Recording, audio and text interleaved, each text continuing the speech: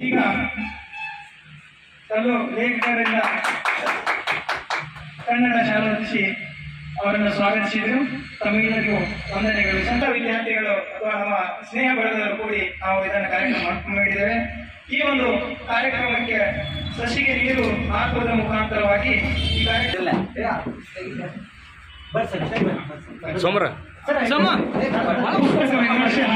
ಅಂತ ಹೇಳ್ಬಿಟ್ಟು ಖ್ಯಾತ ಕವಿಗಳಾದ ರಾಧಾಕೃಷ್ಣ ಸರ್ ಅವರಿಗೆ ಜೊತೆಗೆ ಅಧ್ಯಕ್ಷರು ಮತ್ತು ಮುಖ್ಯ ಅತಿಥಿಗಳೆಲ್ಲರೂ ಕೂಡ ಭಾಗಿಯಾಗಬೇಕಂತ ಹೇಳಿ ತಮ್ಮಲ್ಲಿ ಪ್ರೀತಿಪೂರ್ವಕವಾಗಿ ಕೇಳಿಕೊಳ್ಳುತ್ತೇನೆ.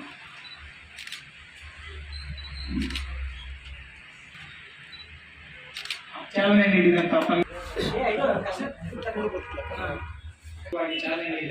ಎಲ್ಲರಿಗೂ ನಾನು ಇನ್ನೊಮ್ಮೆ ಪ್ರೀತಿಪೂರ್ವಕವಾದಂತಹ ನಮಸ್ಕಾರಗಳನ್ನು ಸಲ್ಲಿಸುತ್ತೇನೆ. ಈಗ ನಮ್ಮ ಒಂದು ಸಿಂಧಿಯ ಸಾಹಿತ್ಯ ಪರಿಷತ್ತಿನ ಅಧ್ಯಕ್ಷರಾದಂತಹ ಶಿವಾನಂದ ಸ್ವಾಗತವನ್ನು ಕೊಡ್ತಾರೆ. ಹೀಗಾಗಿ ಈ ಒಂದು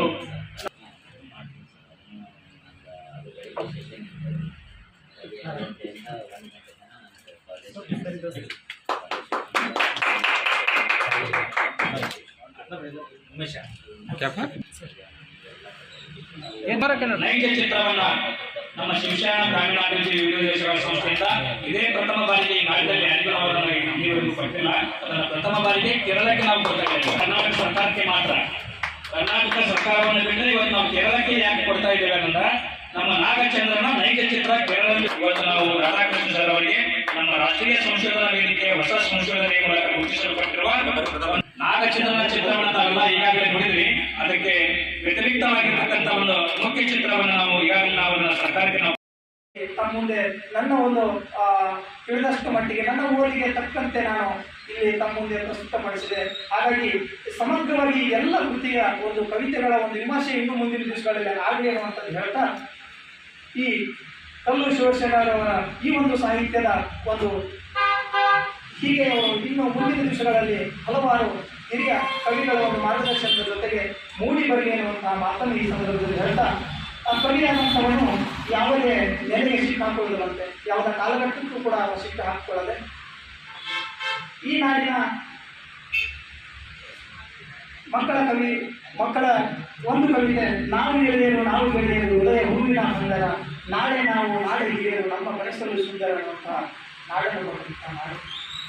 ಜಾನಪದ ಸಾಹಿತ್ಯ ಕ್ಷೇತ್ರಕ್ಕೆ ಮೂಲತವಾಗಿ ನಮ್ಮ ನಾಡಿನಲ್ಲಿ ಒಂದು ನಿಖರವಾದಂತಹ ಬೀಜ ಬಿಚ್ಚಿದಂತಹ ಹಲಸಂಗಿ ಗೆಳೆಯರು ಕಾಡಿದಂತಹ ಈ ಒಂದು ಬಹಳ ಅದ್ಭುತವಾದಂತೆ ಪಂಪ ಅರಣ್ಯ ಮಹಾನ್ ವ್ಯಕ್ತಿಗಳು ಸಾಹಿತ್ಯ ಸೃಷ್ಟಿಸಿದಂಥ ನಾಡಿನ ನಾಡಿನಲ್ಲಿ ಬಸವಾದಿ ತತ್ವದ ನಾಡಿನಲ್ಲಿ ನಾವೆಲ್ಲರೂ ಬಂದಿದ್ದೇವೆ. ನಮ್ಮ ಮುಂದಿನ ದಿವಸಗಳಲ್ಲಿ ಏನು ಈ ಕಾವ್ಯದ ಜೊತೆಗೆ ನಾವೆಲ್ಲ ಕವಿಗಳು ಸಮಾಜದ ಪ್ರತೀಕವಾಗಿ ಈ ದೇಶವನ್ನು ಡಾಕ್ಟರ್ ಬಿ ಆರ್ ಅಂಬೇಡ್ಕರ್ ಅವರ ಒಂದು ಆಶೆಯಂತೆ ಸರ್ವವೇನಪ್ಪ ಅಂದರೆ ಸಮನಾಗಿ ಬಾಳಬೇಕು ಅನ್ನುವಂಥದ್ದು, ಮನುಷ್ಯ ಜಾತಿ ತಾನೊಂದೇ ಒಳಗೆ ಎನ್ನುವಂತಹ ಪಂಪನೇನು ಕುಡಿಯಿದೆಯೋ ಹಾಗೆ ನಾವೆಲ್ಲರೂ ಕೂಡ ನಮಗೆ ಬುದ್ಧ, ಬಸವ, ಅಂಬೇಡ್ಕರ್ ಇವರೆಲ್ಲ ಚಿಂತನೆಗಳನ್ನು ಸಮಾಜಮುಖಿಯಾಗಿ ನಮ್ಮನ್ನು ಸಾಧ್ಯವಾದಷ್ಟು ಅಳವಡಿಸಿಕೊಳ್ಳುವುದರ ಮುಖಾಂತರವಾಗಿ ನಮ್ಮ ಮುಂದಿನ ಜಗತ್ತಕ್ಕೆ ನಾವು ಸಾಧ್ಯವಾದಷ್ಟು ಬಿಟ್ಟು ಹೋಗೋಣ ಅನ್ನುವಂತಹ ಮಾತನ್ನು ಈ ಸಂದರ್ಭದಲ್ಲಿ ಹೇಳ್ತಾ, ಈ ಒಂದು ಕವಿತೆಯನ್ನು ನಮಗೆ ಓದಕ್ಕೆ ಅವಕಾಶ ಕೊಟ್ಟಿದ್ದಂಥ ಎಲ್ಲ ಅಧ್ಯಕ್ಷರಿಗೂ ಮತ್ತು ಗಣ್ಯರಿಗೆ ನಾನು ವಂದಿಸಿ ನನ್ನೆರಡು ಮಾತುಗಳನ್ನು ಮುಗಿಸ್ತೇನೆ. ಧನ್ಯವಾದಗಳು. ನಮ್ಮೆಲ್ಲರ ಜೊತೆಗಿರುವಂತಹ ನಮ್ಮ ಆತ್ಮೀಯ ಗೆಳೆಯರಾದಂತಹ ಕಲ್ಲು ಶಿವಶರಣ ಸರ್ ಅವರು ಕಲ್ಲು ಮನಸ್ಸು ಎನ್ನುವಂತಹ ಒಂದು ಕವನ ಸಂಕಲನವನ್ನು ಬರೆದು ಇದು ಈ ವರ್ಷದ ಒಂದು ಕರ್ನಾಟಕ ಸರ್ಕಾರದಿಂದ ಈ ಪುಸ್ತಕ ಯುವ ಉದಯೋನ್ಮುಖ ಕವಿಗಳ ಒಂದು ಸಾಲಿನಲ್ಲಿ ಗುರುತಿಸಿಕೊಂಡು ಸರ್ಕಾರದಿಂದ ಈ ಒಂದು ಪುಸ್ತಕ ಸರ್ಕಾರದಿಂದ ಪ್ರಿಂಟ್ ಆಗಿ ಎಲ್ಲ ಏನಪ್ಪ ಅಂದರೆ ನಮಗೆ ಓದಲಿಕ್ಕೆ ನಮ್ಮ ಕೈ ಸೇರಿದೆ. ಇಂತಹ ಒಂದು ಪುಸ್ತಕದ ಬಗ್ಗೆ ಒಂದು ಈ ವಿಮರ್ಶೆಯ ಕಾರ್ಯಕ್ರಮವನ್ನು ಈಗಾಗಲೇ ಮಾರ್ನಿಂಗ್ ಮುಂಜಾನೆ ಸಮಯದಲ್ಲಿ ರಾಧಾಕೃಷ್ಣ ಸರ್ ಅವರು ಕೆಲವೊಂದು ಕವಿತೆಗಳನ್ನು ನೋಡಿದ್ರು, ತುಂಬ ಮೆಚ್ಚಿಕೊಂಡ್ರು. ಹಾಗಾಗಿ ಆ ಒಂದು ಹಿರಿಯ ಕವಿಗಳು ಒಬ್ಬ ಯುವ ಯುವ ಬರಹಗಾರರ ಒಂದು ಕೃತಿಗಳನ್ನು ಒಂದು ಕವನಗಳನ್ನು ಓದುವ ಮುಖಾಂತರವಾಗಿ ಒಂದು ಮತ್ತೆ ಯಾವ ರೀತಿ ನಮ್ಮ ಬರವಣಿಗೆ ಇರಬೇಕು ಅನ್ನುವಂಥ ಹಿತ ನುಡಿಯನ್ನು ಕೂಡ ನಮ್ಮ ಸರ್ ಆಮೇಲೆ ಮಾತಾಡಲಿದ್ದಾರೆ. ನಾನು ಇಲ್ಲಿ ಅಮ್ಮ ಅನ್ನುವಂತಹ ಒಂದು ಕವನವನ್ನು ಪುಸ್ತಕ ಇಡೀ ವಿಮರ್ಶೆ ಮಾಡೋದಕ್ಕೆ ಸಮಯದ ಅಭಾವ ಇರುವುದರಿಂದಾಗಿ ಒಂದು ಕವಿತೆಯನ್ನು ನಾನು ಈ ಓದಿನ ಮುಖಾಂತರವಾಗಿ ಈ ವಿಮರ್ಶೆ ಒಂದೆರಡು ಮಾತುಗಳನ್ನು ಹೇಳಿದೆ. ಹೌದಾ? ಹಾಗೆ ಎನ್ನುವಂತಹ ಒಂದು ಕವಿತೆ ನಾನು ಈ ಸಂದರ್ಭದಲ್ಲಿ ಓದ್ತಾ ಇದ್ದೇನೆ. ಓದಿ ಈ ಒಂದು ಕವಿತೆಯ ಬಗ್ಗೆ ಒಂದೆರಡು ನನ್ನ ಅನಿಸಿಕೆಗಳನ್ನು ಹೇಳ್ತಾ ಇದ್ದೇನೆ. ಇಲ್ಲಿ ನಾನು ಪುಸ್ತಕ ವಿಮರ್ಶೆ ಮಾಡ್ತೇನೆ ಅನ್ನುವಂಥದ್ದು ಕೇವಲ ನೆಪ ಮಾತ್ರ. ಯಾಕಂದ್ರೆ ನಾವೆಲ್ಲರೂ ಕೂಡ ಎಲೆಮರೆಯ ಕಾಯಿಯಂತೆ ಈ ಸಾಹಿತ್ಯ ಏನು ಅಂದ್ರೆ ಕವಿತೆಗಳನ್ನು ಬರೆದಿದ್ದೇವೆ, ಅದನ್ನು ಪ್ರಿಂಟ್ ಮಾಡಿದ್ದೇವೆ. ಆದ್ರೆ ಸಾಹಿತ್ಯ ಅನ್ನುವಂಥದ್ದು ಎಷ್ಟು ಗಂಭೀರದಿಂದ ಕೂಡಿರಬೇಕು, ಎಷ್ಟು ಸರಳತೆಯಿಂದ ಕೂಡಿರಬೇಕು ಮತ್ತು ಯಾವ ಚಿಂತನೆ ಇಟ್ಟುಕೊಂಡು ಸಾಹಿತ್ಯ ಬರವಣಿಗೆ ಆಗ್ಬೇಕು ಅನ್ನುವಂಥದ್ದು ನಮಗೆ ಆ ಒಂದು ಶಕ್ತಿ ಸಾಮರ್ಥ್ಯ ಕಡಿಮೆ ಇರುವುದರಿಂದಾಗಿ ಒಂದಿಷ್ಟು ನನ್ನ ಅನುಭವಗಳನ್ನು ನಾನು ಹಂಚ್ಕೋಬಲ್ಲೆ. ಹಾಗಾಗಿ ಹಿರಿಯ ಕವಿಗಳಿದ್ದಾರೆ, ಹಿರಿಯ ಉದಯೋನ್ಮುಖ ಪತ್ರಕರ್ತರು, ಬರಹಗಾರಿದ್ದಾರೆ. ಅವ್ರ ಮುಂದೆ ನಾನು ನನ್ನ ಅನಿಸಿಕೆ ಮಾತ್ರ ಹೇಳಬಲ್ಲೆ ಹೊರತಾಗಿ ಇದನ್ನು ವಿಮರ್ಶೆ ಮಾಡುವಂತಹ ಮಟ್ಟಕ್ಕೆ ನಾನು ಇಲ್ಲ ಅನ್ನುವಂಥ ಮಾತನ್ನು ತಮ್ಮ ಮುಂದೆ ಹೇಳ್ತಾ, ಮಳೆ ಎನ್ನುವಂಥದ್ದು ತಮಗೆ ಗೊತ್ತಿರುವ ಹಾಗೆ ಈ ಜಗತ್ತಿಗೆ, ಈ ಭೂಮಿಗೆ ಏನು ಮಳೆ ಇದ್ರೆ ಮಾತ್ರ ಈ ನಮ್ಮ ಜೀವ ಸಂಕುಲ ನಾವೆಲ್ಲರೂ ಕೂಡ ಬದುಕ್ತಾ ಇದ್ದೇವೆ. ಹಾಗಾಗಿ ನಾನು ನನ್ನ ಒಂದು ಕವಿತೆಯಲ್ಲಿ ಸ್ಮರಿಸಬೇಕು. ನಾನು ಮಳೆಯನ್ನೇನಪ್ಪ ಅಂತಂದ್ರೆ ಈ ಜಗತ್ತಿನಲ್ಲಿರುವಂತಹ ಎಲ್ಲ ನಾವು ದೇವರ ಏನೇನು ನಂಬ್ತೇವೆ, ಆದರೆ ಮಳೆಗೆ ನಾನು ಓ ತಾಯಿ ಮರ ದೇವತೆ ನೀನು ನಿಸ್ವಾರ್ಥ ಸೇವೆಯ ಜಗದೊಡತೆ ಅನ್ನುವಂತಹ ಪದ್ಯದಲ್ಲಿ ಮಳೆಯ ಕುರಿತಾಗಿ ಅನ್ನುವಂಥದ್ದು. ಹಾಗಾಗಿ ಈ ಮಳೆ ಅನ್ನುವಂಥದ್ದು ಎಲ್ಲ ಕವಿಗಳ ಬರಹಗಾರರಲ್ಲಿ ಬರ್ತದೆ. ನಮ್ಮ ಹಿಂದಿನ ಬರಹಗಾರರ ಒಂದು ಹಳೆಗನ್ನಡದ ಕವಿಗಳನ್ನೆಲ್ಲರನ್ನು ನೋಡಿದಾಗ ಅಲ್ಲಿ ಒಂದು ಚೌಕಟ್ಟು ಇತ್ತು. ಏನಪ್ಪಾ ಅಂತಂದ್ರೆ ಯಾವುದೇ ಒಬ್ಬ ಸಾಹಿತಿ ತನ್ನ ಸಾಹಿತ್ಯ ಪ್ರಾರಂಭಿಸುವ ಮುಂಚಿತವಾಗಿ ಏನಪ್ಪ ಅಂದ್ರೆ ಒಂದು ಸಮುದ್ರದ ವರ್ಣನೆಯನ್ನು ಅನ್ನುವಂಥದ್ದು ನಾವು ನೋಡ್ತೇವೆ. ಹಾಗಾಗಿ ನಮ್ಮ ಭಾರತೀಯ ಅಲಂಕಾರ ಶಾಸ್ತ್ರದಲ್ಲಿ ನೋಡಿದಾಗ ಬೇರೆ ಬೇರೆ ನಾವು ಏನಪ್ಪ ಅಂದ್ರೆ ಕಾವ್ಯ ಹೇಗಿರ್ಬೇಕು ಅನ್ನುವಂಥದ್ದು ನೋಡ್ತೇವೆ. ಆದ್ರೆ ಕತೆ ಹಿಂದಿನ ಕವಿಗಳೆಲ್ಲರೂ ತಮ್ಮ ಒಂದು ಕಾವ್ಯವನ್ನು ಬರೆಯುವಂತಹ ಸಂದರ್ಭದಲ್ಲಿ ಆ ಮಳೆ ಮತ್ತು ಸಮುದ್ರದ ವರ್ಣನೆ ಇರಲೇಬೇಕಾಗಿತ್ತು. ಆ ಕವಿ ಸಮುದ್ರ ನೋಡಿದಾನೋ ಇಲ್ವೋ, ಅದರ ಏರಿಳಿತ ಉಗ್ರಗಳನ್ನು ಅನುಭವಿಸಿದಾನೋ ಇಲ್ಲೋ ಗೊತ್ತಿಲ್ಲ, ಆದ್ರೆ ಅದು ಒಂದು ಸಮುದ್ರದ ವರ್ಣನೆ ಮಾಡಲೇಬೇಕು ಅನ್ನುವಂಥ ಒಂದು ಚೌಕಟ್ಟು ನಾವೇನಪ್ಪ ಅಂದ್ರೆ ನಮ್ಮ ಸಾಹಿತ್ಯದಿಂದ ತಿಳುತ್ತಿರ್ತೇವೆ. ಹಾಗಾಗಿ ನಮ್ಮ ಹಿಂದಿನ ನಾಡಿನ ಎಲ್ಲ ಕವಿಗಳು, ಈಗ ನಾನು ಬಿಜಾಪುರ ಅಂದಮೇಲೆ ನಾನು ಯಾಕೆ ಹೆಮ್ಮೆಯಿಂದ ಹೇಳ್ತಾ ಇದ್ದೀನಿ ಅಂತಂದ್ರೆ, ನಮ್ಮ ಬಿಜಾಪುರ ಎಂತಹ ರಣ್ಣ ಅನ್ನುವಂಥ ಒಬ್ಬ ನಮ್ಮ ನಾಡಿನ ಪ್ರಸಿದ್ಧ ಕವಿ. ನಾನು ಒಬ್ಬ ಆಂಗ್ಲ ಸಾಹಿತ್ಯದ ವಿದ್ಯಾರ್ಥಿಯಾಗಿ ಕೂಡ ಶೇಕ್ಸ್ಪಿಯರ್ನ ಒಂದು ಕಾವ್ಯ ಕಲ್ಪನೆಯನ್ನು ಓದುವಂತಹ ಸಂದರ್ಭದಲ್ಲಿ ನನಗೆ ರಣ್ಣ ನೆನಪಾಗ್ತಾನೆ. ರಣ್ಣನ ಒಂದು ಕಾವ್ಯ ವಿಮರ್ಶೆಯನ್ನು ಅಥವಾ ಕಾವ್ಯ ಕಲ್ಪನೆಯನ್ನು ನಾನು ನೋಡಿದಾಗ ಯಾವ ನೆಲದ ರಣ್ಣ ನಿಲ್ತಾನೆ. ಒಂದು ಉದಾಹರಣೆ ಹೇಳ್ಬೇಕಂದ್ರೆ, ರಣ್ಣನ ಒಂದು ಗದಾಯುದ್ಧ ಒಂದು ಸಂದರ್ಭದಲ್ಲಿ ಒಂದು ವರ್ಣನೆ ಹೇಗಿದೆ ಅಂತ ತಮ್ಮ ಮುಂದೆ ಹಂಚ್ಕೊಳ್ಳೋದಾದ್ರೆ, ಆರವಂ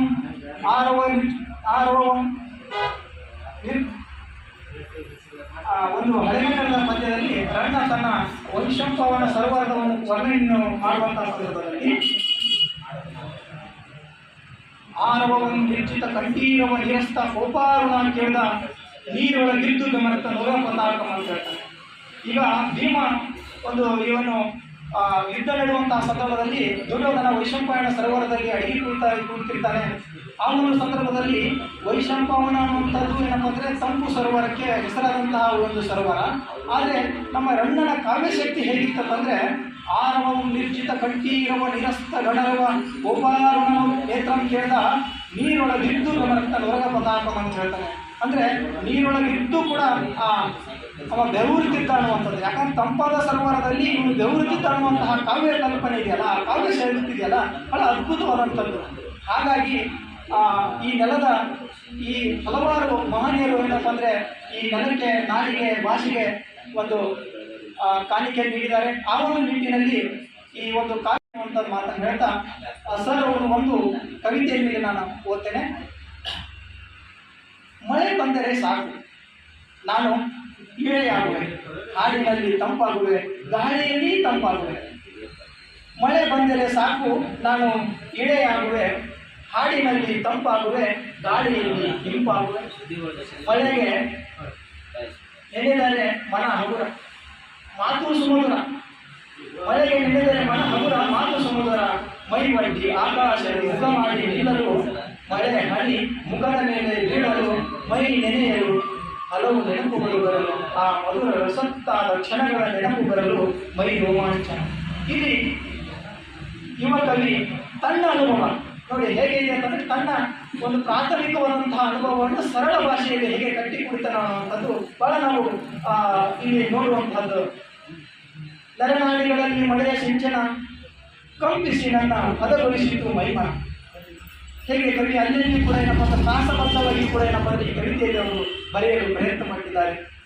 ನರನಾಡಿಗಳಲ್ಲಿ ಮಳೆಯ ಸಿಂಚನ ಕಂಪಿಸಿ ನನ್ನ ಹದಗೊಳಿಸಿತು ಮೈಮ. ಮಳೆಯ ಹನಿಗೆ ನೆನೆದರೆ ಮರಳಿ ಚಿಗುರಾಗಿ ಹಸಿರಾಗಿ ನವಿರಾಗಿ ಕುಣಿದಿದೆ.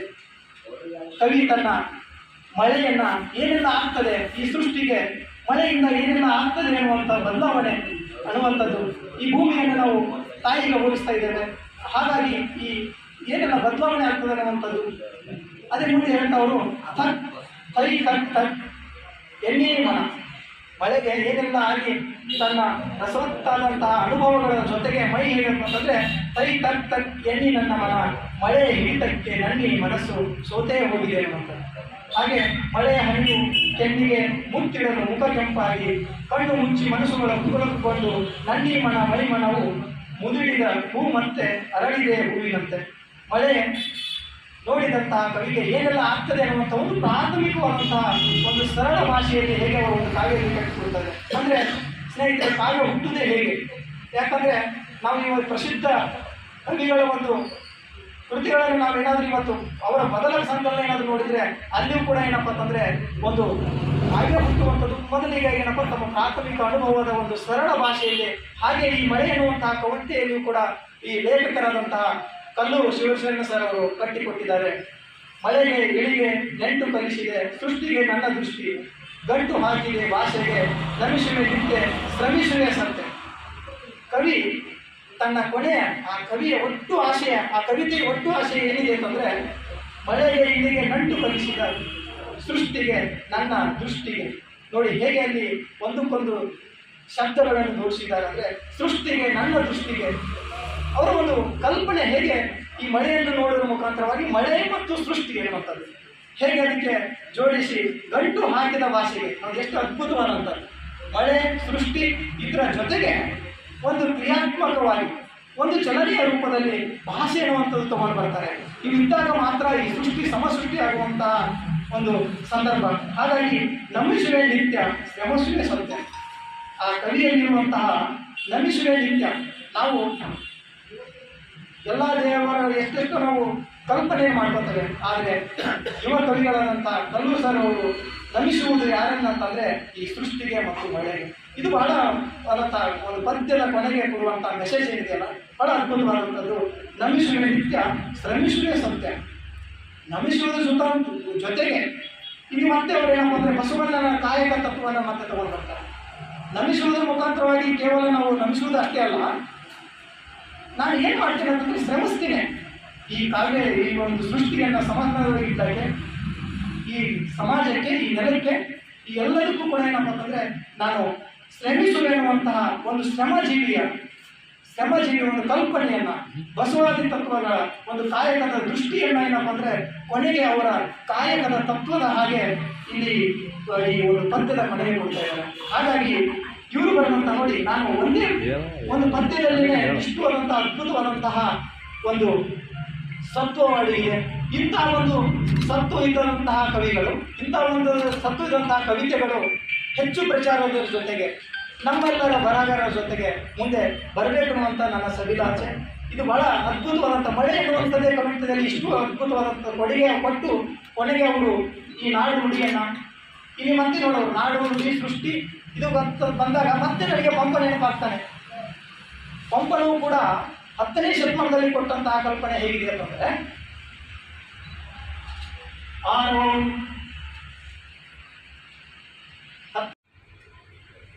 ಪರಿಸರ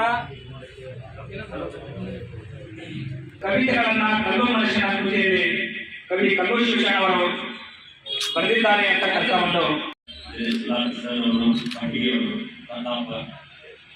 ಒಂದು ಎಲ್ಲ ಗೆಳೆಯರು ಮಾಡಿದ್ರೆ ಸಾಕಷ್ಟು ನಾವು ಹೊಡ್ತಿದ್ರು ಶಿವಾನಂದ ಎಲ್ಲ ಗೆಳೆಯರು ಕಾಶಿನಾಥ್ ಪ್ರಾಯದ ವ್ಯತ್ಯಾಸ ಇಲ್ಲದೆ ಎಲ್ಲರೂ ಕೂಡ ಬಹಳ ಆಸಕ್ತಿಯಿಂದ ಕುತೂಹಲದಿಂದ ಅಷ್ಟೇ ಪ್ರಾಮಾಣಿಕವಾಗಿ ಪರಿಶ್ರಮದ ಒಂದು ಪ್ರತೀಕವಾಗಿ ಕಾವ್ಯದ ಮೂಲಕ ನಮ್ಮ ಧ್ವನಿಯನ್ನು ಅಭಿವೃದ್ಧಿ ನಮ್ಮ ಜನಾಂಗದ ಸಂಸ್ಕೃತಿಯಾಗಿ ಬೆಳೆಯುವುದು ಸಾಧ್ಯವಾಗಿದೆ. ಸಾಹಿತ್ಯ ಪರಿಷತ್ತಿನ ಅಧ್ಯಕ್ಷರು, ಅದೇ ರೀತಿ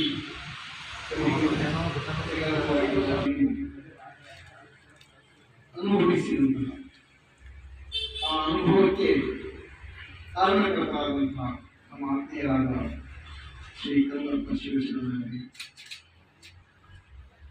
ತಮಗೆಲ್ಲರಿಗೂ ನನ್ನನ್ನು ಪರಿಚಯಿಸಿದಂತಹ ಅಂದರೆ ಈ ಜಯಪುರಕ್ಕೆ ಈ ಬಾರಿ ಬರಲಿಕ್ಕೆ ಪ್ರಮುಖ ಕಾರಣಕರ್ತರಾಗಿರುವ ನಾನು ಸೋಮಣ್ಣ ಅಂತಲೇ ಕರೀತಿರುವಂತಹ ಕೆ ಸೋಮಣ್ಣ ಅವರೇ,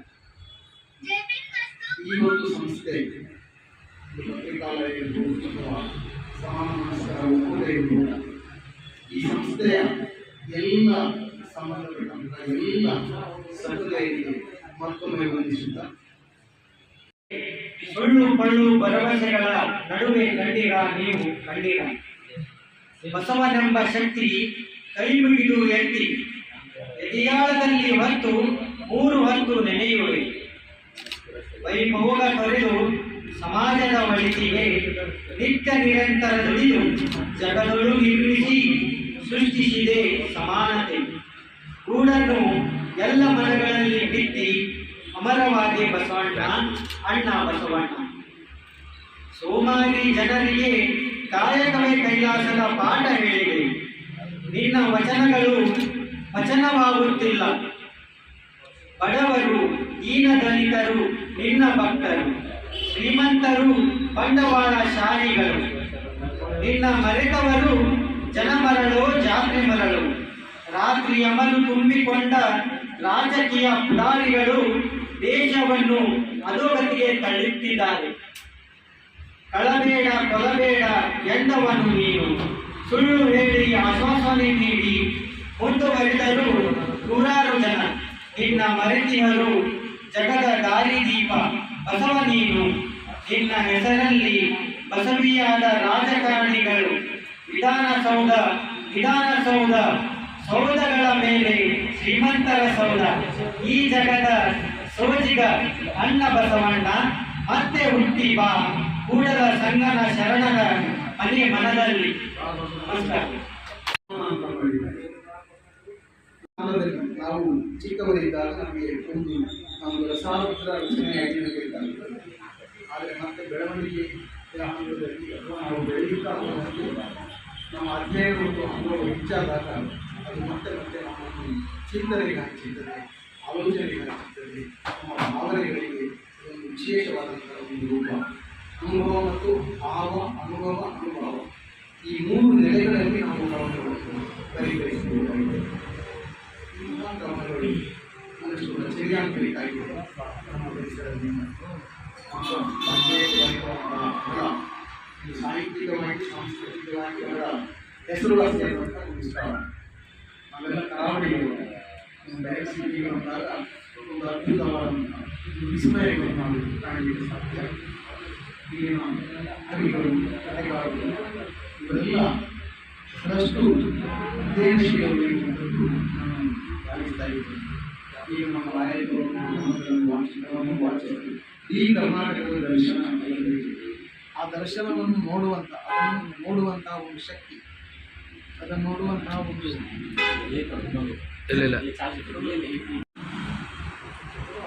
ಇದನ್ನು ಬಯಸಲ್ಲ.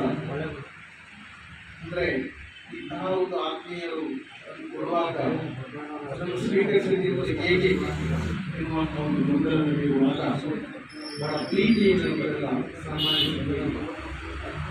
ಎಲ್ಲರಿಗೂ ಕೂಡ ಮತ್ತೊಮ್ಮೆ ನಮ್ಮ ಈ ರೀತಿಯ ಗೊಂದಲಗಳನ್ನು ನಾನು ಆಗಲೇ ಪ್ರಸ್ತಾಪಿಸಿದ ಹಾಗೆ ಇಲ್ಲಿ ಕಲ್ಲು ಮನಸ್ಸು ಕರಗುತ್ತಾಗಿ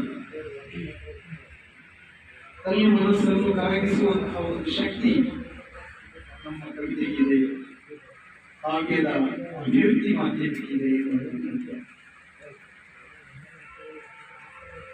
ನಾನು 2 ಕವನಗಳನ್ನು ಇಲ್ಲಿ ವಾಚಿಸಬೇಕು. ಅನಂತರ ನಾನು ನನ್ನ ಮಾತುಗಳಿಗೆ ಮುಂದುವರಿದೆ. ಹೀಗಾಗಿ ಇದೆ ಅಂತ ನಮ್ಮ ಶಿವಣ್ಣ ನೆನಪಿಸಿ ಮೊದಲು ಅಮ್ಮ ಎನ್ನುವ ಕವನ. ಅಮ್ಮ ಎನ್ನುವಂತಹ ಕವನ ಹೆಚ್ಚಿನ ಕವಿಗಳು ಕೂಡ ಅದನ್ನು ಅಳವಡಿಸ್ತಾರೆ ತಮ್ಮ ಸಂಕಲನದಲ್ಲಿ. ಯಾಕೆಂದರೆ ಅಮ್ಮನ ಒಂದು ಪ್ರೀತಿ, ಅಮ್ಮನ ಒಂದು ತ್ಯಾಗ ಎಲ್ಲರಿಗೂ ಕೂಡ ಅದು ಅನುಭವವಿಲ್ಲ. ಬಹುಶಃ ಅಪ್ಪನ ಬಗ್ಗೆ ಬರೆದವರಿಗೆ ಕಡಿಮೆ ಅಂತ ಹೇಳುವುದು, ಅಮ್ಮನ ಬಗ್ಗೆ ಬರೆದವರೇ ಹೆಚ್ಚಿರುವುದು. ಹೌದು, ಅದರ ಕಾರಣ ಅಮ್ಮ ಎನ್ನುವಂತಹ ಒಂದು ಕವನ ರಚಿಸ್ತಾ ಇದ್ದಾರೆ. ಅಮ್ಮ ನನ್ನಮ್ಮ, ನನ್ನೀ ಜೀವಕ್ಕೆ ಬೆಳಕಮ್ಮ, ನನ್ನ ಉಸಿರಿಗೆ ಕಾರಣವೇ ನೀನು, ನೀನಿಲ್ಲದ ಬಾಳು ನನಗೆ ಪ್ರೇಮ, ನಿನ್ನ ಸಹನೆಗೆ ನಾನು ಮಾಡುವೆ ಪ್ರಣಾಮ, ನಿನಗೆ ಯಾರಿಂದ ಸಮಸಮ, ನಾನಾದೆ ನಿನ್ನ ನುಡಿಯ ಗುಲಾಮ. ನನ್ನನ್ನು ಭೂಮಿಗೆ ತಂದಿರುವ ನೀನು ದೇವರಿಗಿಂತ ಮೇಲಮ್ಮ, ನೀನು ದೇವರಿಗಿಂತ ಮೇಲಮ್ಮ, ನಿನ್ನ ಪಾದ ಸ್ಪರ್ಶಕ್ಕೆ ಭೂಮಿಯೇ ಪಾವನ. ನಿಷ್ಕಲ್ಮಶ, ನಿಸ್ವಾರ್ಥ, ತ್ಯಾಗ, ಮಮತೆ, ಪ್ರೀತಿಗೆ ಇನ್ನೊಂದು ಹೆಸರಿ ನೀನಮ್ಮ, ನನ್ನಮ್ಮ. ನೀ ಕೊಟ್ಟ ಜೀವ ಭಿಕ್ಷೆಗೆ ನಾ 7 ಜನ್ಮ ಹುಟ್ಟಿ ಬಂದರು ನಿನ್ನ ಋಣ ತೀರಿಸಲಾರೆ. ನೀ ಹಾಕಿಕೊಟ್ಟ ಮಾರ್ಗದಲ್ಲಿ ನಡೆಯುತ್ತಿರುವುದು ನಾನಮ್ಮ. ಬುದ್ಧಿ ಆತ್ಮವಿಶ್ವಾಸ, ಸ್ವಾರ್ಥಿಗಳ ಲೋಕದಲ್ಲಿ ಮುಖವಾಡಗಳ ಮಧ್ಯೆ ಜೀವಿಸಲು ಸಾಕಾಗಲಿ ನಾನಮ್ಮ, ಜೀವಿಸಲು ಸಾಕಾಗಿದೆ ನಾನಮ್ಮ. ನೀನಿದ್ದ ಊರಿಗೆ ನನ್ನನ್ನು ಕರೆದಿತ್ತು, ನೀನಿದ್ದ ಊರಿಗೆ ನನ್ನನ್ನು ಕರೆದಿತ್ತು. ಇದು ಅಮ್ಮನ ಕವನ. 3 ಗುಡಿಸಲಿನ ಹುಡುಗ ಅಪ್ಪ ದಿನವಿಡೀ ಕೂಲಿ ಮಾಡಿದರೂ ಮತ್ತೆ ಕುಂಬದ ಕಿತ್ತು ತಿನ್ನುವ ಅಪ್ಪ ದುಡಿದ ಪ್ರಿಯಾಸಿನಲ್ಲಿ ಅವ್ವ ನಮ್ಮ ಸಲಹೆ. ಪ್ರತಿದಿನ ಹೆಣಗುದ ಕಣ್ಣೀರು ಸುರಿಸುವಳು. ಜಮೀನು ಮನೆ ಇಲ್ಲದ ನಾವು ಭಾರತೀಯ ನಿವಾಸಿಗಳು. ಆಟಕ್ಕೂದು ಲೆಕ್ಕಕ್ಕಿಲ್ಲ ಎಂಬಷ್ಟೇ ಸಿಗುತ್ತಿರುವುದು. ಇದು ನನ್ನ ತಲೆಮಾರಿನ ಗೋಳಷ್ಟೇ ಅಲ್ಲ, ಅಜ್ಜ ಮುತ್ತಜ್ಜರ ಗೂಡು ಎಂದು ಚಿಕ್ಕವನಿದ್ದಾಗ ಅಜ್ಜ ಹೇಳುತ್ತಿದ್ದರು. ಅಂದು ನಮ್ಮ ನೆರಳು ಕಂಡು 3 ಜನ ದೂರ ಸರಿಯುತ್ತಿದ್ದಂತೆ ನಮ್ಮ ಹೆಜ್ಜೆ ಗುರುತು ಕೀಳದರು ನಾವು ನಡೆಯಬೇಕಾಗಿದ್ದಂತೆ. ಇಂದು ಕಾಲ ಬದಲಾಗಿದೆ, ಆದರೂ ಮನುಷ್ಯನ ಮನಸ್ಸಿನ ಕಲ್ಮಶ ಬದಲಾಗಿಲ್ಲ. ಹಳ್ಳಿಗಳಲ್ಲಿ ಇನ್ನೂ ನಾವು ಮನುಷ್ಯರಿಗೆ ಬೇಡವಾದ ದಲಿತರು ಎಷ್ಟೇ ಸಾಲೆ ಕಲಿತರು ನಮ್ಮನ್ನು ಹಿಂದೆ ಮುಂದೆ ಆಡಿಕೊಳ್ಳುವರು, ಮೀಸಲಾತಿಯನ್ನು ಪ್ರಶ್ನಿಸುವರು. ನಾವು ಸಂವಿಧಾನದ ರಕ್ಷಕರು, ಸಂವಿಧಾನವೇ ನಮ್ಮ ದೇವರು, ಭಾರತ ದೇಶವೇ ನಮ್ಮ ದೇಗುಲ, ಹೋರಾಟವೇ ನಮ್ಮ ಬಲ, ಪ್ರಾಮಾಣಿಕತೆಯೇ ನಮ್ಮ ಛಲ. ನಮಗೆ ನಾವೇ ಸರಿ ಸಮಾನರು, ನಮಗೆ ನಾವೇ ದೇವರು. ಮನುಷ್ಯತ್ವ ಇಲ್ಲದೆ ಮಾನವೀಯತೆ ನಡೆತವೆ ಅಸ್ಪೃಶ್ಯ.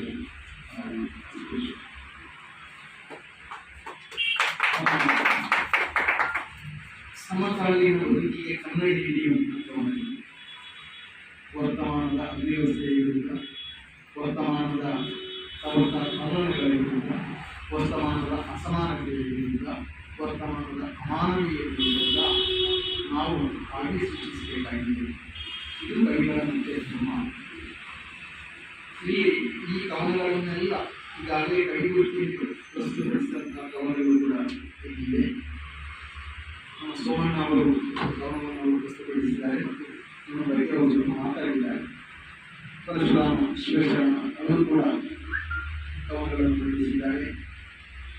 ಕಲ್ಲಪ್ಪ ಅವರು ಕೂಡ, ನಾಯಕ ಇದ್ದಾರೆ ಅವರು ಕೂಡ, ಪ್ರತಾಪ್, ಹೀಗೆ ಎಲ್ಲರೂ ಕೂಡ ಇದಕ್ಕೆ ವೈವಿಧ್ಯಮಯವಾದಂತಹ ವಸ್ತು ಮತ್ತು ಶೈಲಿ ಇರುವಂತಹ ಕವನಗಳನ್ನು ಪ್ರಸ್ತುತಪಡಿಸಿದ್ದಾರೆ. ಕಾವ್ಯ ಎನ್ನುವಂಥದ್ದು ಅದೇ ನಮ್ಮ ಭಾವನೆಗಳ ಒಂದು ಸಾಂದ್ರರೂಪ. ಅದು ಅಕ್ಷರಗಳಲ್ಲಿ, ಶಬ್ದಗಳಲ್ಲಿ ಕಾವ್ಯ ಶಿಲ್ಪವಾಗುತ್ತದೆ. ಅದನ್ನು ಕಾವ್ಯದ ಮೂಲಕ ನಾವು, ಅಂದರೆ ಶಿಲ್ಪದ ಮೂಲಕ ನಾವು ಅಭಿವ್ಯಕ್ತಿಸ್ತೇವೆ. ಅದು ಕಾವ್ಯ ಶಿಲ್ಪ ಅಂತ ಹೇಳ್ತಾರೆ. ಕಾವ್ಯ ಎನ್ನುವಂಥದ್ದು ಅದು ಒಂದು ಅನುಭವ ವೇದ್ಯವಾದಂತಹ ರಚನೆ. ಸಿದ್ಧತೆ ಬದ್ಧತೆ ಇಲ್ಲದ ಒಂದು ಕವಿಯಾಗಲು ಸಾಧ್ಯವಿಲ್ಲ. ಅನುಭವ ಅಧ್ಯಯನಗಳ ಒಂದು ಕವಿಯಾಗಲಿಕ್ಕೆ ಸಾಧ್ಯವಿಲ್ಲ. ಅದನ್ನು ಪರಿಗ್ರಹಿಸುವ ವ್ಯಕ್ತಿ ಕೂಡ ಹಾಗೆ, ಆಸ್ವಾದಿಸುವ ವ್ಯಕ್ತಿ ಕೂಡ ಹಾಗೆ. ಒಂದು ಕವಿತೆಯ ಮೂಲಕ ಚಿಂತನೆಗೆ, ಆಲೋಚನೆಗೆ ಅರಿತುಕೊಳ್ಳುವಂತಹ ಒಂದು ವ್ಯಕ್ತಿ ಕೂಡ ಹಾಗೆ. ಆದರೆಯೂ ಕೂಡ ಕವಿಯಷ್ಟೇ ಅಧ್ಯಯನ ಬೇಕು, ಕವಿಯಷ್ಟೇ ಅನುಭವ ಬೇಕು. ಧ್ವನಿಸುವಿಕೆ ಕಾವ್ಯದ ಅತ್ಯಂತ ಶ್ರೇಷ್ಠವಾದಂತಹ ಒಂದು ಗುಣ. ಅತಿ ಕಡಿಮೆ ಶಬ್ದಗಳಲ್ಲಿ ಅದು ಏನನ್ನೋ ಧ್ವನಿಸುತ್ತದೆ. ಕಾವ್ಯ ಎನ್ನುವಂಥದ್ದು ಕವಿಯ ಒಂದು ಕ್ಷಣದ ಒಂದು ಭಾವನೆ. ಒಂದು ಕ್ಷಣದಲ್ಲಿ ಕವಿ ಏನೋ ಒಂದು ಬರೆದಿರುತ್ತಾನೆ. ಅದು ಪ್ರಕಟವಾದಾಗ ಅದು ವಾಚಕರ ಗೊತ್ತಾಗುತ್ತದೆ. ಓದುಗ ಅದರಲ್ಲಿ ನಾನಾ ಅರ್ಥಗಳನ್ನು ಕಂಡುಕೊಳ್ತಾನೆ. ಒಂದು ಕವಿಗೆ ಒಂದು ಕ್ಷಣದಲ್ಲಿ ಒಂದು ಅರ್ಥ ಪಡೆದರೆ ಓದುಗರಿಗೆ ಅದು ನಾನಾ ಅರ್ಥವನ್ನು ಹೊರಡಿಸುತ್ತದೆ. ಒಂದು ಕವಿತೆ ಒಂದು ಓದಿಗೆ, ಇವತ್ತು ಒಂದು ಕವಿತೆಯನ್ನು ನಾನು ಓದಿದರೆ ನನಗೆ ದಕ್ಕುವಂಥದ್ದು ಅದರ ಒಂದು ಅರ್ಥ. ನಾಳೆ ಒಂದು ಕವಿತೆಯನ್ನು ನಾನು ಓದಿದರೆ ಅದಕ್ಕೆ ಇನ್ನೊಂದು ಅರ್ಥ ನಾನು ಭಾವಿಸಿದೆ. ಒಂದು ತಿಂಗಳು ಕಳೆದು ಅದೇ ಕವಿತೆಯನ್ನು ಮತ್ತೆ ನಾನು ಓದಿದರೆ ಅದಕ್ಕೆ ಇನ್ನೊಂದು ಅರ್ಥ ಸಿದ್ಧಿಸುತ್ತದೆ. ಕವಿಯ ಅಧ್ಯಯನ ಮತ್ತು ಅನುಭವದಲ್ಲಿ ಈ ಅರ್ಥ ವಿಸ್ತರಿಸ್ತಾ ಹೋಗುತ್ತದೆ. ಹಿರಿಯರು ಬರೆದಂತಹ ಕವನಗಳು, ಈಗ ನರಸಿಂಹಸ್ವಾಮಿಯವರ ಮೈಸೂರು ಮಲ್ಲಿಗೆ,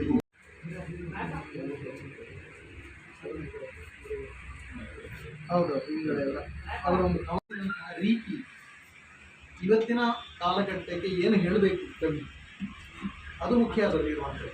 ಇವತ್ತಿನ ಕಾಲಘಟ್ಟಕ್ಕೆ ಕವಿ ಏನನ್ನು ನಮಗೆ ತೋರಿಸಬೇಕು, ತೆರೆದು ತೋರಿಸಬೇಕು.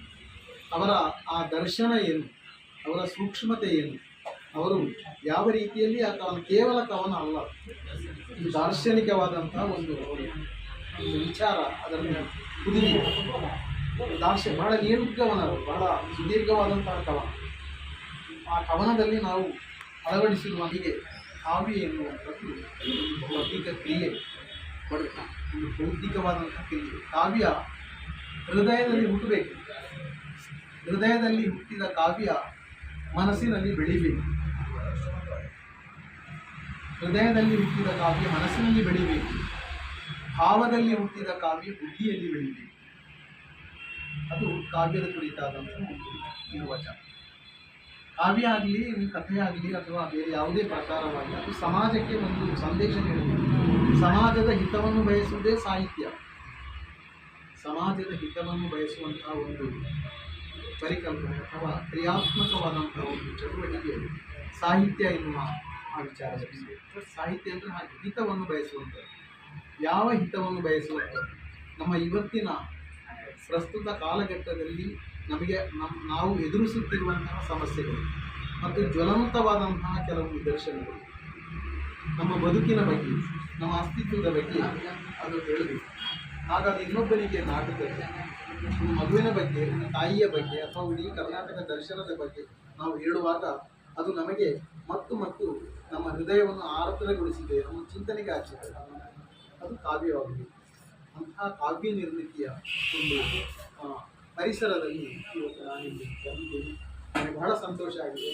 ತಾವೆಲ್ಲ ಕಾವ್ಯ ಪ್ರಿಯರು, ಸಾಹಿತ್ಯ ಪ್ರಿಯರು, ಪತ್ರಿಕೆಗಳಲ್ಲಿ ದುಡಿಯುತ್ತಿರುವವರು ಮಾತ್ರವಲ್ಲದೆ ಸಾಮಾಜಿಕ ಕಾರ್ಯಕರ್ತರು. ನಮ್ಮ ಕಲ್ಲಪ್ಪ ಅವರು ಸಾಮಾಜಿಕ ಕಾರ್ಯಕರ್ತರು ಹೌದು, ಮಾಧ್ಯಮ ಪ್ರತಿನಿಧಿಗಳು ಹೌದು, ಸಾಹಿತಿಗಳು ಹೌದು, ಹೀಗೆ ಬಹುಮುಖ ಸಾಧ್ಯತೆಯ ಎಲ್ಲ ಸಮಾನ ಮನಸ್ಕರಿಗೆ ಸೇರಿಕೊಂಡಿದ್ದೀರಿ. ನಿಮ್ಮ ಸಂಘಟನೆಯ ಹೆಸರು ಮತ್ತು ಶೈಕ್ಷಣಿಕ ಗ್ರಾಮೀಣ ಬಹಳ ಒಂದು ಔಚಿತ್ಯಪೂರ್ಣವಾದ, ಸಮಯೋಚಿತವಾದ ಮತ್ತು ಅನಿವಾರ್ಯವಾದಂತಹ ಒಂದು ಸಂಘಟನೆ ಇವತ್ತಿನ ಈ ಹೊಸ ಕಾಲಘಟ್ಟದಲ್ಲಿ ನಮ್ಮ ಯುವಕರನ್ನು ಬೆಸೆಯುವಂತಹ, ನಮ್ಮೊಂದು ಎಲ್ಲರಲ್ಲಿ ಒಂದು ಒಗ್ಗಟ್ಟು ಮೂಡಿಸುವಂತಹ, ಎಲ್ಲರಲ್ಲಿ ಒಂದು ಭಾವನೆಯನ್ನು ಒಂದುಗೂಡಿಸುವಂತಹ, ಎಲ್ಲರ ಮನಸ್ಸುಗಳನ್ನು ಬೆಸೆಯುವಂತಹ, ಎಲ್ಲರ ಹೃದಯಗಳನ್ನು ಬೆಸೆಯುವಂತಹ ಒಂದು ಕಾರ್ಯಕ್ರಮ ಅಂತ ನಾನು ಭಾವಿಸಿದ್ದೇನೆ. ಈ ಕಾರ್ಯಕ್ರಮ ಎಲ್ಲರ ಮನಸ್ಸುಗಳನ್ನು ಬೆಸೆಯುವಂಥ, ಎಲ್ಲ ಐಕ್ಯದಿಂದ ನಾವೆಲ್ಲ ಒಗ್ಗಟ್ಟಾಗ್ತೇವೆ. ನಾನು ಇನ್ನೂ ಕೂಡ ಹೇಳಿ, ಐಕ್ಯದಿಂದ ನಮ್ಮ ಮನಸ್ಸು ಒಗ್ಗಟ್ಟಾಗ್ತದೆ, ನಮ್ಮ ಭಾವನೆಗಳು ಒಗ್ಗಟ್ಟಾಗ್ತವೆ, ನಮ್ಮ ಚಿಂತನೆಗಳು ಒಗ್ಗಟ್ಟಾಗ್ತವೆ. ಐಕ್ಯದಮೃತ ರಸಕ್ಕೆ ಜೀವದ ಬೆಸುಗೆ ಕೂಡಿ ಬರೀ ಭೀಮಬಲ ನಮ್ಮೋಡು ಅಂತ ಕವಿಗಳು ಹೇಳಿದ್ದಾರೆ. ಐಕ್ಯದಮೃತ ರಸಕ್ಕೆ ಜೀವದ ಬೆಸುಗೆ ಕೂಡಿ ಬರೀ ಭೀಮಬಲ ನಮ್ಮೋಡುಂಟು. 14 ಲೋಕವನ್ನು ಸಪ್ತ ಸಾಗರವನ್ನು ದಾಟುವ ಶಕ್ತಿ ವೇಗ ಉಂಟು ಆ ಐಕ್ಯತೆಗೆ. ಅಂತಹ ಒಂದು ಐಕ್ಯತೆಯ ಪ್ರತೀಕವಾಗಿ ನಾವೆಲ್ಲ ಇಲ್ಲಿ ಒಗ್ಗೂಡಿದ್ದೀವಿ. ಸಾಹಿತ್ಯವನ್ನು ಒಂದು ಸಂಸ್ಕೃತಿಯನ್ನಾಗಿಸಿ, ಸಾಹಿತ್ಯ ಎನ್ನುವಂಥದ್ದು ಒಂದು ಸಂಸ್ಕೃತಿಯಾಗಿ ಬರಬೇಕು, ಅದು ಜೀವಪರವಾಗಿರಬೇಕು, ಜನಪರವಾಗಿರಬೇಕು, ಆ ಮೂಲಕ ಅದು ಜನಪ್ರಿಯ ಆಗಬೇಕು, ಒಂದು ಜನಾಂಗದ ಸಂಸ್ಕೃತಿಯಾಗಿ ಬರಬೇಕು ಅದು ಸಾಹಿತ್ಯ ಎನ್ನುವಂಥದ್ದು. ಆ ನಿಟ್ಟಿನಲ್ಲಿ ತಾವೆಲ್ಲ ಯುವಕರನ್ನು, ಇನ್ನು ಹೆಚ್ಚು ವಿದ್ಯಾರ್ಥಿಗಳನ್ನು ಈಗಾಗಲೇ ತೊಡಗಿಸಿಕೊಂಡಿರ್ಬೋದು, ನನಗೆ ಗೊತ್ತಿಲ್ಲ. ಹಾಗೆ ಇಲ್ಲದಿದ್ದರೆ ಹೆಚ್ಚಿನ ವಿದ್ಯಾರ್ಥಿಗಳನ್ನು ಆ ನಿಟ್ಟಿನಲ್ಲಿ ತೊಡಗಿಸಿಕೊಳ್ಳುವ ಹಾಗೆ ಇಂತಹ ಕಾರ್ಯಕ್ರಮಗಳು ಪ್ರೇರಣೆ ನೀಡಬೇಕು, ಅದು ನೀಡಬಹುದು ಎನ್ನುವುದರಲ್ಲಿ ಯಾವುದೇ ಸಂಶಯವಿಲ್ಲ. ಸನ್ಮಾನಕ್ಕೆ ನಾನು ಕೃತಜ್ಞತೆ ಹೇಳ್ತೇನೆ. ಅದು ಮಾತ್ರ ಅಲ್ಲದೆ ಕಾಸರಗೋಡಿನಿಂದ ನಾನು ಬಂದಿದ್ದೇನೆ. ಕಾಸರಗೋಡಿನ ಬಗ್ಗೆ ಒಂದೆರಡು ಮಾತು ಹೇಳದೆ ನಾನು ಏನು, ಕೇರಳದಲ್ಲಿ ಭಾಷಾವಾರು ಪ್ರಾಂತ್ಯ ರಚನೆಯ ಒಂದು ದುಷ್ಪರಿಣಾಮ ಅಂತ ಹೇಳ್ಬೋದು. ಭಾಷಾವಾರು ಪ್ರಾಂತ್ಯ ರಚನೆಯ ದುಷ್ಪರಿಣಾಮದ ಫಲವಾಗಿ ಅಚ್ಚಗನ್ನಡ ಪ್ರದೇಶವಾದ ಕಾಸರಗೋಡು ಇದು ಕೇರಳದಲ್ಲಿ ನಿರಂತರವಾದ ಮಲಯಾಳೀಕರಣದಿಂದ ಕನ್ನಡದ ಭಾಷೆ, ಸಾಹಿತ್ಯ, ಸಂಸ್ಕೃತಿ ನಲುಗುತ್ತಾ ಉಂಟು. ಕನ್ನಡದ ಬೇರು ಅಲಗಾಡ್ತಾ ಉಂಟು. ಕನ್ನಡದ ಅಸ್ತಿತ್ವಕ್ಕೆ ಧಕ್ಕೆ ಆಗ್ತಾ ಉಂಟು. ಅಂತಹ ಸಂದರ್ಭದಲ್ಲಿ ಅದಕ್ಕೆ ಒಂದೇ ಒಂದು ಪರಿಹಾರ, ನಮ್ಮ ಕಾಸರಗೋಡು ತಾಲೂಕನ್ನು ಕನ್ನಡ ನಾಡಿನಲ್ಲಿ ಸೇರಿಸುವಂಥದ್ದು. ಅದಕ್ಕೆ ತಾವೆಲ್ಲ ಪ್ರಯತ್ನಿಸಬೇಕು. ಈಗಾಗಲೇ 10 ವರ್ಷಗಳಾಯಿತು. ನಾವೆಲ್ಲ 70 ವರ್ಷಗಳಿಂದ ನಾವು ಕೇರಳದಲ್ಲಿದ್ದೇವೆ. ಗೋವಿಂದ ಪೈಯವರು ಕನ್ನಡದ ಪ್ರಥಮ ರಾಷ್ಟ್ರಕವಿ.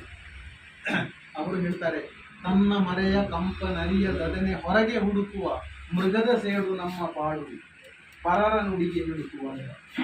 ಗೋವಿಂದ ಪೈಯವರು ಹೇಳ್ತಾರೆ, ಕನ್ನಡದ ನುಡಿಕಾಯಿ, ಕನ್ನಡದ ಗುಡಿಕಾಯಿ, ಕನ್ನಡದ ಗಡಿಕಾಯಿ, ಕಾಯಲಾರವೆ ಸಾಯಿ, ಓ ಬೇಗ ಬನ್ನಿ, ಬೆಂಕಿ ಬಿದ್ದಿದೆ ಮನೆಗೆ, ಓ ಬೇಗ ಬನ್ನಿ. ಕರ್ನಾಟಕದ ಜನತೆಯನ್ನು ಕೂಗಿ ಕರೆದಿದ್ದಾರೆ. ಆದರೆ ಕರ್ನಾಟಕದ ಜನತೆ ಕಾಸರಗೋಡನ್ನು ಕರ್ನಾಟಕಕ್ಕೆ ಸೇರಿಸುವ ಯಾವ ಒಳ್ಳೆಯ ಮನಸ್ಥಿತಿಯಲ್ಲಿಲ್ಲ ಎನ್ನುವಂಥದ್ದು ಮುಖ್ಯ. ಇಲ್ಲಿನ ಶಾಸಕರಾಗಲಿ, ಇಲ್ಲಿನ ಸಂಸದರಾಗಲಿ, ಇಲ್ಲಿನ ಸಚಿವರುಗಳಾಗಲಿ, ಈಗ ಮರಳಿ ಅಧಿಕಾರಕ್ಕೆ ಬಂದ ಯಾವ ರಾಜಕೀಯ ಪಕ್ಷ ಆದರೂ ಕೂಡ ಬೇರೆ ಬೇರೆ ಪಕ್ಷದವರು ಇಲ್ಲಿ ಆಡಳಿತ ನಡೆಸಿದ್ದಾರೆ. ಯಾವ ಕಾಸರಗೋಡಿನ ಬಗ್ಗೆ ಅವರು ಕಾಳಜಿ ವಹಿಸಲಿಲ್ಲ. ಎಲ್ಲರೂ ಒಟ್ಟಾಗಿ ಶ್ರಮಿಸುತ್ತಿದ್ದರೆ ನಾವೆಲ್ಲೋ ನೇಮಕ್ಕೆ ನಿಂತಿದ್ದೇವೆ. ಈಗ ನಾವು ಅನ್ಯರಾಳಾಗಿ ಮರತಾಗಿ ಧೋರಣೆಯನ್ನು ಅನುಭವಿಸ್ತಾ ಇದ್ದೀವಿ. ಅಂಥ ಒಂದು ಪರಿಸ್ಥಿತಿ ಈಗ ನಮ್ಮದಾಗಿದೆ. ಇದಕ್ಕೊಂದು ಪರಿಹಾರ ಕರ್ನಾಟಕದಲ್ಲಿ ವಿಲೀನೀಕರಣ ಮಾತ್ರ ಅಂತ ನನ್ನ ಭಾವನೆ, ನನ್ನ ವೈಯಕ್ತಿಕ ಭಾವನೆಗಳು. ಈಗ ಕೇರಳದ 14ನೇ ಜಿಲ್ಲೆಯಾಗಿ ಕಾಸರಗೋಡಾಗಿದೆ. ಕೇರಳದ ಎಲ್ಲ ಕಚೇರಿಗಳು ಅಲ್ಲಿ ಬಂದಿದೆ. ಜಿಲ್ಲಾ ಕಚೇರಿಗಳು, ತಾಲೂಕು ಕಚೇರಿಗಳು ಎಲ್ಲ ಇಲ್ಲಿ ಬಂದಿದೆ. ಚಂದ್ರಗಿರಿ ನದಿಯನ್ನು ನಮ್ಮ ಕಾಸರಗೋಡಿನ ಕೇರಳ ಕರ್ನಾಟಕದ ಒಂದು ಬಾರ್ಡರ್ ಚಂದ್ರಗಿರಿ ನದಿ, ಅಲ್ಲಿಂದ ಕಾಸರಗೋಡು ತಾಲೂಕು ಸ್ಟಾರ್ಟ್ ಆಗ್ತದೆ. ಆ ತಾಲೂಕನ್ನು ಕರ್ನಾಟಕದಲ್ಲಿ ವಿಲೀನಗೊಳಿಸಬೇಕು ಎನ್ನುವ ವರದಿಯನ್ನು ಮಹಾಜನ ಕಮಿಷನ್ ನೀಡಿದೆ. ಆದರೆ ಆ ವರದಿ ಪಾರ್ಲಿಮೆಂಟಿನಲ್ಲಿ ಹಾಗೆಯೇ ಮಂಡನೆಯಾಗದೆ ಉಳಿದುಕೊಂಡಿದೆ. ಅದು ಈಗ ಪಾರ್ಲಿಮೆಂಟಿನ ಕಪಾಟಿನಲ್ಲಿ ಕುರಿತಾ ಉಂಟು. ಇಂತಹ ಒಂದು ವರದಿಯ ಮಂಡನೆಗಾಗಿ ಕರ್ನಾಟಕ ಸರ್ಕಾರ, ಯಾವ ರಾಜ್ಯಕ್ಕೆ ಕರ್ನಾಟಕ ಬರಬೇಕು ಆ ರಾಜ್ಯದ ಸರ್ಕಾರ ಒತ್ತಾಯಿಸಬೇಕು, ಪ್ರಬಲವಾದ ಹೋರಾಟ ಮಾಡಬೇಕು. ನಾವಲ್ಲಿ ಹೋರಾಟ ಮಾಡ್ತಾ ಇದ್ದೇವೆ, ಆದರೆ ನಮ್ಮ ಹೋರಾಟಕ್ಕೆ ಶಕ್ತಿ ಇಲ್ಲದಾಗಿದೆ. ದಿನದಿಂದ ದಿನಕ್ಕೆ ಕನ್ನಡಿಗರು ಕಡಿಮೆ ಆಗ್ತಾ ಇದ್ದಾರೆ. ಆದ ಕಾರಣ ಹೋರಾಟಕ್ಕೆ ಶಕ್ತಿ ತುಂಬಿದೆ. ಇಂತಹ ಒಂದು ಹೋರಾಟ ನಡೀಬೇಕು, ಅದು ಇಲ್ಲಿಂದ ನಡೀಬೇಕು. ಕರ್ನಾಟಕ ದಿನಗಳಲ್ಲಿ ಕರ್ನಾಟಕ ನಮ್ಮನ್ನು ಕರೆಸಿಕೊಳ್ಳಬೇಕು. ಆ ಮೂಲಕ ನಮಗೆ ಎಲ್ಲ ವಿಧಾನದಲ್ಲಿ ಅಂದರೆ ಸಾಹಿತ್ಯಿಕವಾಗಿ, ಸಾಂಸ್ಕೃತಿಕವಾಗಿ, ಶೈಕ್ಷಣಿಕವಾಗಿ, ಔದ್ಯೋಗಿಕ ನೆಲೆಯಲ್ಲಿ ಎಲ್ಲ ಒಂದು ಇದನ್ನು ಕೊಡಬೇಕು. ಈಗ ಗಡಿ ಅಭಿವೃದ್ಧಿ ಪ್ರಾಧಿಕಾರ ಅಂತ ಒಂದು ಅದಲ್ಲಿಗೆ ಕೆಲವು ಆರ್ಥಿಕ ಅನುದಾನ ನೀಡ್ತಾ ಇದೆ. ಅದು ಮಾತ್ರ ಸಾಲದು. ಆರ್ಥಿಕ ಅನುದಾನ ಇದೆ, ಶಾಲೆಗಳಿಗೆ ಕೆಲವು ರೀಡಿಂಗ್ ಆಗ್ತದೆ, ಮತ್ತು ಕೆಲವು ಸಂಘ ಸಂಸ್ಥೆಗಳಿಗೆ ಕಟ್ಟಡ ಆಗ್ತದೆ. ಇದು ಸಾಲದು.